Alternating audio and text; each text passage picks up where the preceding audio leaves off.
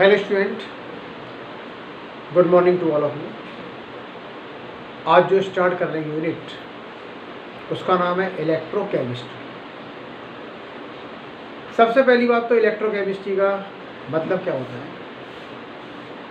In which we study the relationship between electrical energy and the chemical energy. दो तरह की energy होती है, एक अपनी इलेक्ट्रिकल होती है, एक अपनी क्या होती है, केमिकल एनर्जी। जब इनकी स्टडी करते हैं then this branch is called electrochemistry. इस यूनिट में भी काफ़ी टॉपिक्स आपके डिलीट किए गए इसमें पर इस साल। उन टॉपिक्स को छोड़ करके रिमेनिंग पार्ट को हम डिस्कस करेंगे। तो सबसे पहला आपके पास आता है, इसका नाम होता है product of electrolysis.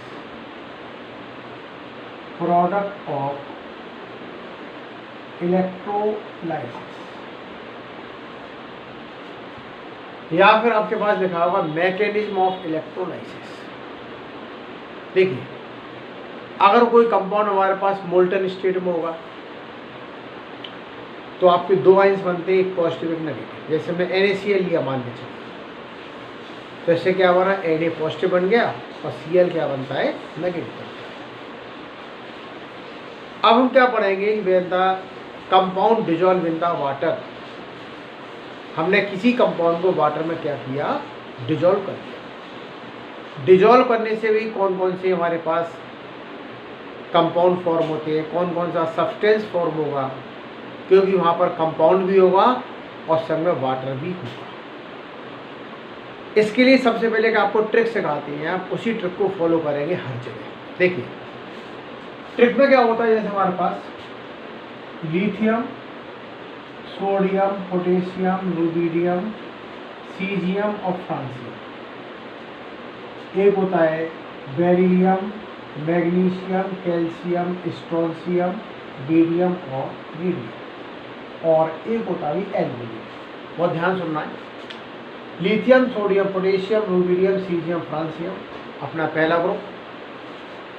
Beryllium, magnesium, calcium, strontium, barium, radium दूसरा ग्रुप, और एक होता है यहाँ पर एल्यूमिनियम। अगर इनमें से कोई भी प्रेजेंट होता है इन 13 एलिमेंट्स में से, तो हमारे पास कैथोड में क्या जाएगा, यहाँ पर इसमें आपके पास पहुँचेगा हाइड्रोजन।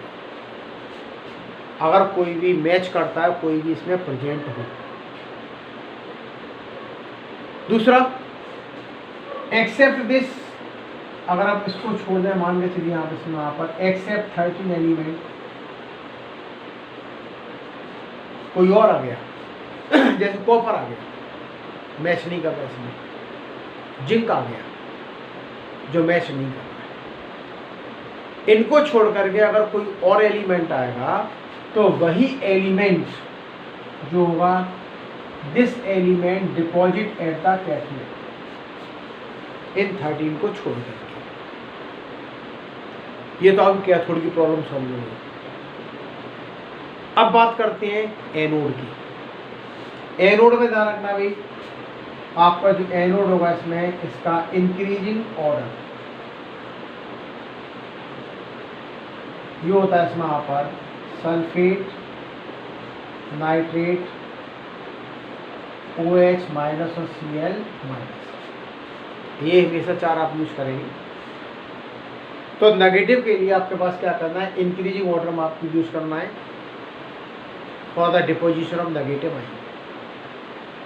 ये यहाँ पर कैथोड सॉल्व हो गया, यहाँ पर आपका एनोड सॉल्व हो गया। अब बात करते हैं, हमारे पास क्या है, जो इलेक्ट्रोड यूज करते हैं, ध्यान रखना, प्लेटिनम होता है, ग्रेफाइट होता है, अपना जो गोल्ड होता है, it is a inert electrode. ये इलेक्ट्रोड कैसे होते हैं, इनर्ट होते हैं, इनकी कोई रिएक्शन आपस में फॉर्म नहीं होती। अब इनका यूज करना सीखेंगे। यूज कैसे करते हैं, अपने पास किया आपस में, ये लिया एक्वस NaCl लिया यूजिंग प्लेटिनम इलेक्ट्रोड। हमको ये चेक करना, हमने एक्वस क्या लिया, NaCl लिया, प्लेटिनम इलेक्ट्रोड का यूज किया, कैथोड पे क्या कलेक्ट होगा और एनोड पर क्या कलेक्ट होगा। तो देखो दो रिएक्शन बनेंगे यहाँ से। पहली आपकी बनती है NaCl से, आपस में आपका Na पॉजिटिव बना, Cl नेगेटिव बना, और वाटर से क्या बनेगा, H पॉजिटिव Aq और OH नेगेटिव Ap। इसका यूज क्यों कर रहे हैं, ट्रिक का, कि हमारे पास दो बनते हैं पॉजिटिव और दो बनते हैं नेगेटिव, दो में से कौन सा कलेक्ट होगा वो चेक करना है। देखिए इसमें Na पॉजिटिव मैच कर गया है इसमें पर, तो कैथोड में क्या पहुंचता है इसमें पर, जो हमारे पास कैथोड होगा वहाँ पर क्या जाएगा, H पॉजिटिव प्लस इलेक्ट्रॉन से क्या बना H, और H प्लस H से क्या बन गया H2। तो कैथोड का क्या कलेक्ट होगा यहाँ पर, हाइड्रोजन। कैथोड की समस्या सॉल्व हो गई। अब आते हैं एनोड पर। आता एनोड पर देखिए हमारे पास आपके दो दिए हैं यहाँ पर भाई, एनोड पर Cl नेगेटिव और OH नेगेटिव दिए। कौन सा काम करेंगे, इंक्रीजिंग ऑर्डर। इंक्रीजिंग ऑर्डर में बाद में कौन सा आ रहा है, Cl नेगेटिव, तो कलेक्ट हमारा कौन सा होगा, Cl नेगेटिव। तो एनोड में क्या जाएगा, Cl नेगेटिव से Cl प्लस इलेक्ट्रॉन, और Cl प्लस Cl से क्या बना हमारे पास Cl2। हमने इसमें H का यूज कर लिया और Cl का यूज कर लिया। कैथोड में क्या पहुंचा, हाइड्रोजन, एनोड में क्या पहुंची, क्लोरीन। क्या बच गया जिसका यूज नहीं किया, यहाँ से Na पॉजिटिव बचा, यहाँ से OH नेगेटिव बचा, then NaOH is present in the solution. इस तरीके से हमारे पास कोई भी एक्वस सॉल्यूशन होगा तो आप ये मालूम कर सकते हैं कैथोड पे क्या कलेक्ट होगा और एनोड पे क्या इसमें कलेक्ट होगा। पहला एग्जाम्पल क्लियर। इसी के बाद हम इसमें लेके चलते हैं दूसरा एग्जाम्पल, इसी को फॉलो करेंगे। देखिए दूसरा जो आपका एग्जाम्पल इसमें आएगा,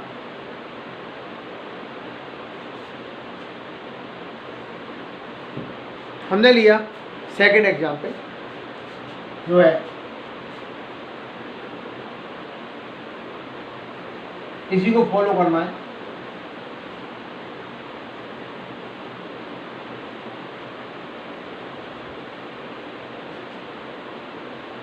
देखिए ये लेके चलते हैं, एक्वस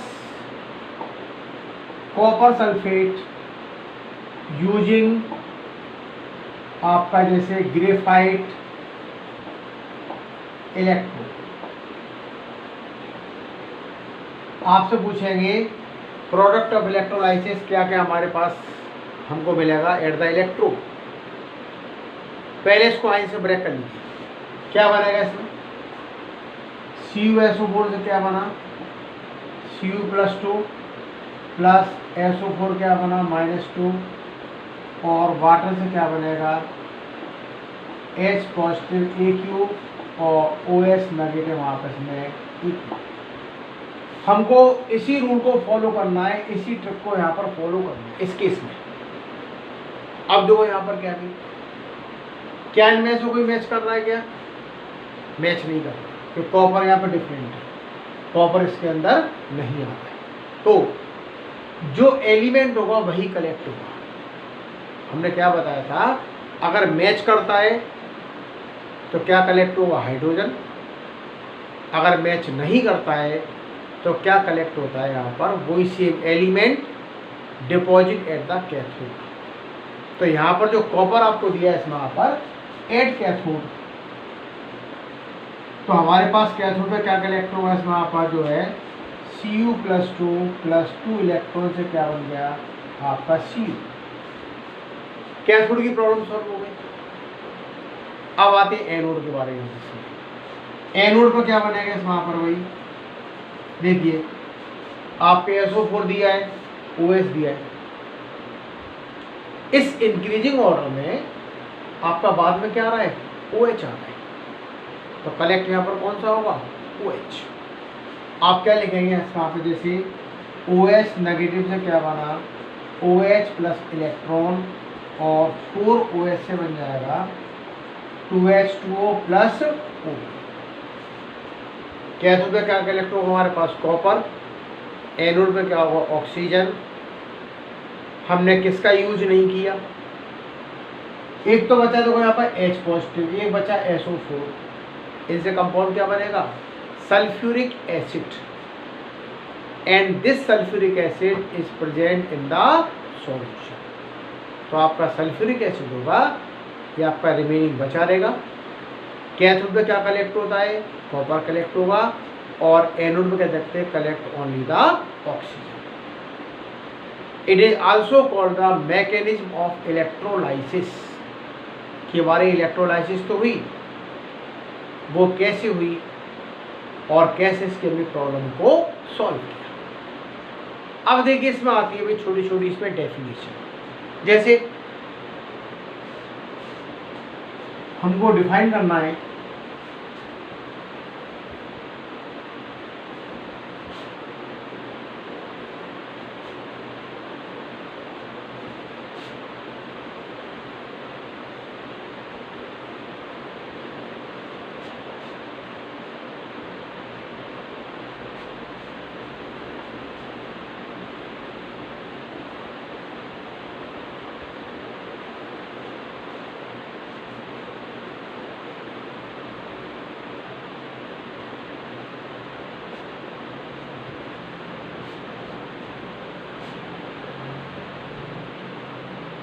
देखिए इसमें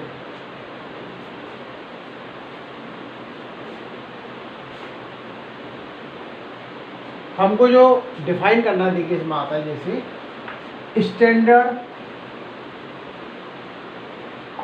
इलेक्ट्रोड पोटेंशियल,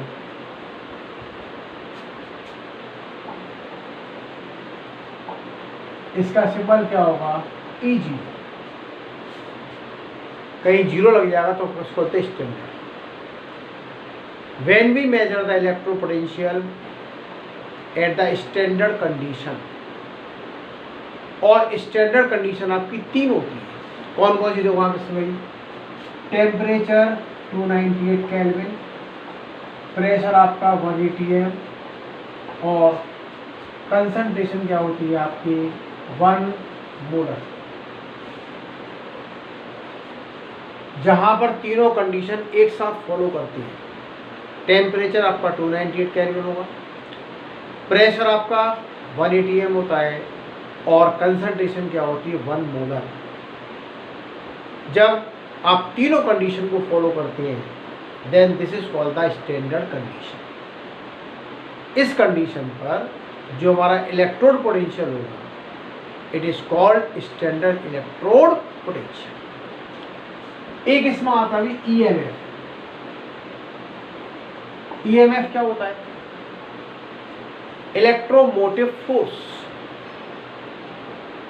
ये कह सकते हैं the maximum voltage obtained from any cell or battery. कोई सेल हो, कोई हमारी बैटरी होती है, उससे मिलने वाला जो हमारा मैक्सिमम वोल्टेज होगा when the current is not flowing in it, जब इसके अंदर कोई करंट फ्लो नहीं होती है। तो किसी भी बैटरी से मिलने वाला या किसी सेल से मिलने वाला जो मैक्सिमम वोल्टेज होता है, this maximum voltage is called EMF और इलेक्ट्रोमोटिव फोर्स। एग्जाम्पल क्या होता है, जैसे हम किसी सेल को परचेज करते हैं मार्केट से, उसकी वोल्टेज कितना आता है 1.5, हमने उसको यूज ही नहीं किया तो वोल्टेज कितना रहेगा 1.5, इट इज आवर EMF। तो इसका फॉर्मूला क्या बनता है अभी, EMF इक्वल हमारे पास हो गया E0 cathode minus E0 anode. इससे आप क्या निकाल सकते हैं यहाँ पर भाई EMF, तो EMF का फॉर्मूला होता है E0 cathode minus E0 anode. अब बात करते हैं, देखिए इसमें आती है जैसे हमारे पास जो है एक आती है नरस्ट इक्वेशन। नरस्ट क्या बता दिया भाई, नेम ऑफ साइंटिस्ट। इन्होंने क्या बता दिया, the relation between इलेक्ट्रोपोटेंशियल and the concentration. जो इक्वेशन इलेक्ट्रोपोटेंशियल और कंसंट्रेशन के बीच में रिलेशन को शो करती है, this equation is called Nernst equation. हमने कॉमन रिएक्शन लिखी, जैसे हमारे पास जो है तो m प्लस का n और n इलेक्ट्रॉन से क्या बना हमारे पास m सॉलिड स्टेट का। अब m क्या बनता है इसमें, आपस में मेटल दे रखी है, n ही मेटल होगी, इलेक्ट्रॉन गेन किया तो क्या हुआ, रिडक्शन होगा आपस में, और वो मेटल क्या होती है, सॉलिड स्टेट में। अब देखिए इसकी इक्वेशन क्या बनाती है, जो बनती है इसके यहाँ पर E equal RT upon NF log m plus n upon n। और ये भी ध्यान रखना है आप इसमें, कंसंट्रेशन ऑफ एमएस कितना होता है 1। देखिए E equal to E0 plus RT upon NF log, इसको log पढ़ते हैं, E बेस पर होता है, रिएक्टेंट अपॉन प्रोडक्ट। अब कोई मेटल आपको दिए सॉलिड स्टेट में है, उसकी कंसंट्रेशन क्या होती है, हमेशा 1। अब आप क्या करेंगे इसमें, इस लॉग के बेस को चेंज कर दो बेस 10, तो क्या बन जाएगा इसमें, ये हो गया E0 plus 2.303 RT upon NF log आपका base 10 m plus n concentration. देखो इसमें क्या होता है, जैसे हमारे पास ln का मतलब लॉग E बेस पर, और बेस E को चेंज करेंगे बेस 10 में, तो मल्टीप्लाई 2.303 का होता है, ये लॉग का रूल होता है। ln का मतलब natural log, log E base, जब बेस E को बेस 10 में चेंज करेंगे तो किसका मल्टीप्लाई करते हैं, 2.303, वही अपन ने यहाँ पर किया। अब वैल्यू पुट करेंगे इसमें यहाँ पर, तो E कितना हो जाएगा इसमें, E0 प्लस 2.303, R की वैल्यू 8.314, T आपका 298, NF 9650 log m plus n concentration. ये वैल्यू R की हो गई, ये आपका T अपना टेम्परेचर, F क्या होता है, फेराडे, और 1 फेराडे की वैल्यू होती है 96500 कूलम। जब इसको यहाँ पर सॉल्व करेंगे आप इसमें, तो क्या मिल जाएगा इसमें, E equal to E0 plus 0.059 upon n log base 10 m plus n concentration. ये हमारे पास मेन क्या बनती है भाई, Nernst equation for the half cell. मतलब हमारे पास कोई रिएक्शन लिखी है हाफ सेल की, तो वहाँ पर अपन इस इक्वेशन को फॉलो करते हैं। E इसमें इलेक्ट्रोपोटेंशियल है, E0 स्टैंडर्ड इलेक्ट्रोपोटेंशियल, n कितने के देखते हैं, नंबर ऑफ इलेक्ट्रॉन ट्रांसफर्ड, इन तीनों का मल्टीप्लाई इससे डिवाइड किया तो हम क्या मिलता है, 0.059। पहले आप इसको देखिए 2 मिनट।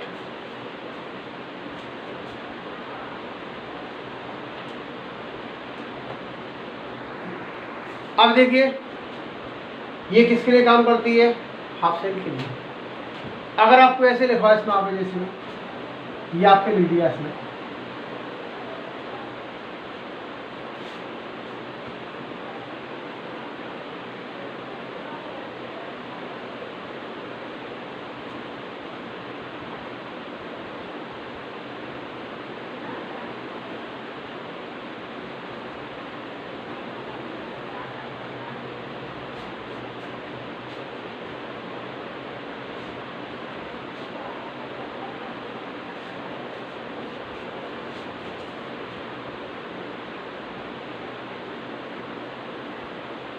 देखिए अगर इसमें आपको इस तरह लिखा है,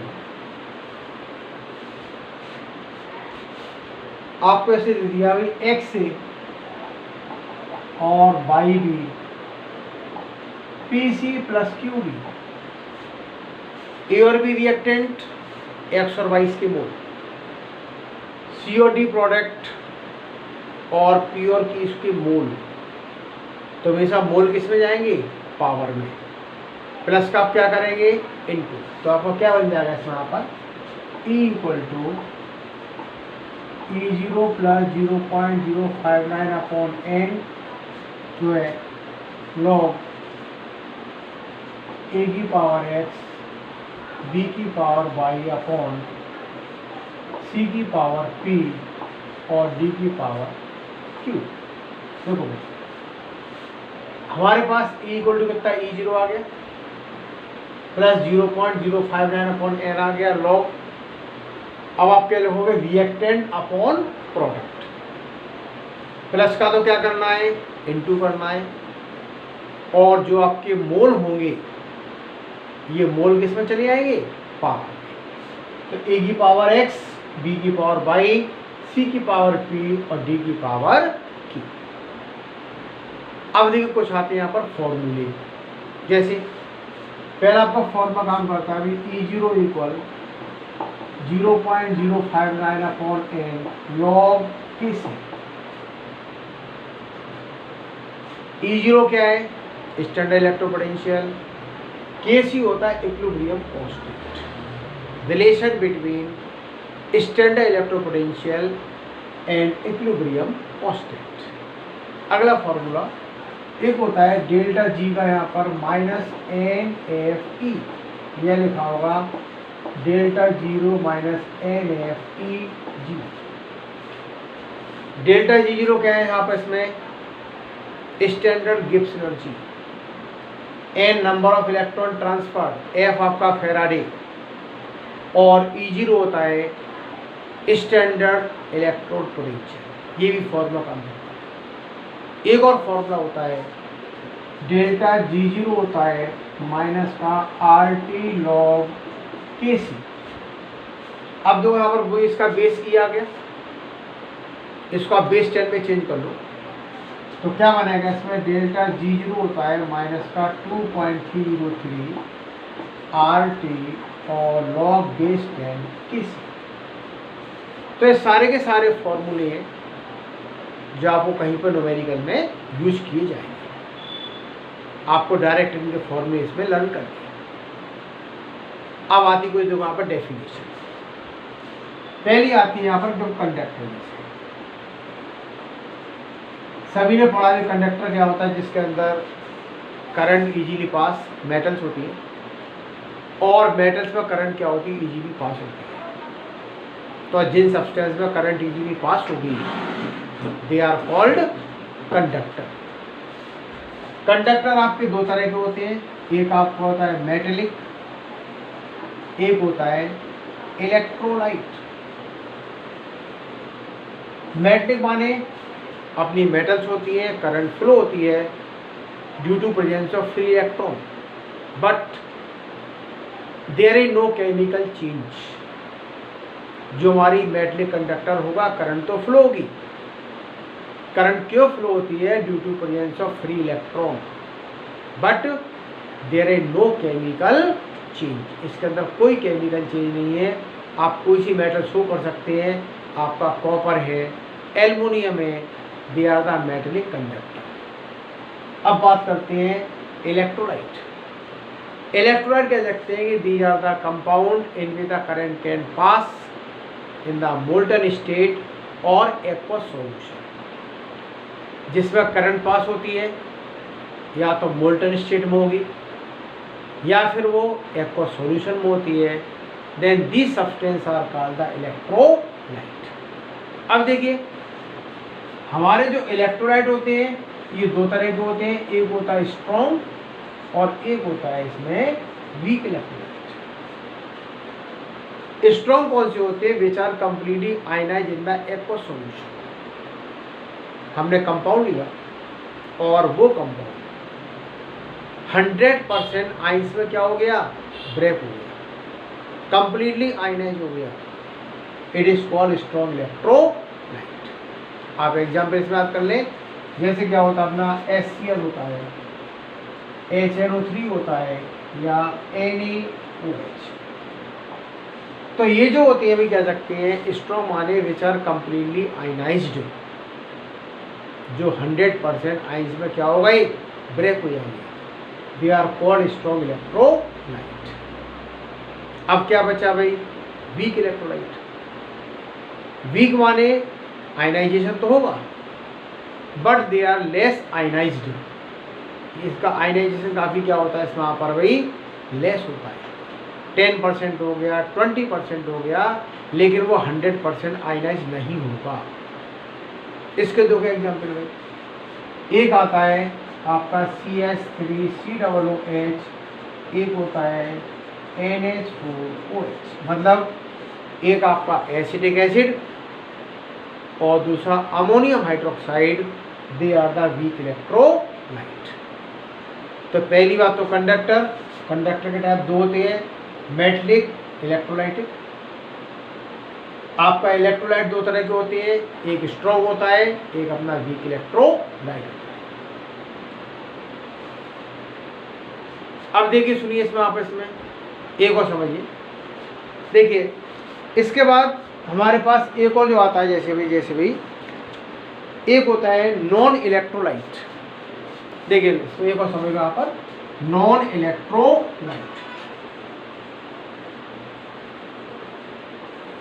जिसके अंदर आपके मोल्टन स्टेट, सॉल्यूशन स्टेट में करंट कैन नॉट फ्लो, जिसके अंदर कोई करंट फ्लो नहीं होती in any condition, they are called the non electrolyte. Example, जैसे हमारे पास होता है भी ग्लूकोज होता है या शुगर होती है, ये वाटर में डिजोल्व तो हो जाते हैं, लेकिन इसके अंदर कोई करंट फ्लो नहीं होती है। तो जिसके अंदर किसी कंडीशन में कोई करंट फ्लो नहीं हो, they are called the non electro, कह सकते हैं नॉन इलेक्ट्रोलाइट। तो इसके अंदर कह सकते हैं हमारे पास क्या होगी, इसमें वहाँ पर भाई कोई करंट इसके अंदर फ्लो नहीं होती है। अब देखिए इसमें जैसे भाई, तो आज आप इतना इसको रीड करें, डेफिनेशन पढ़ें। Thanks for all.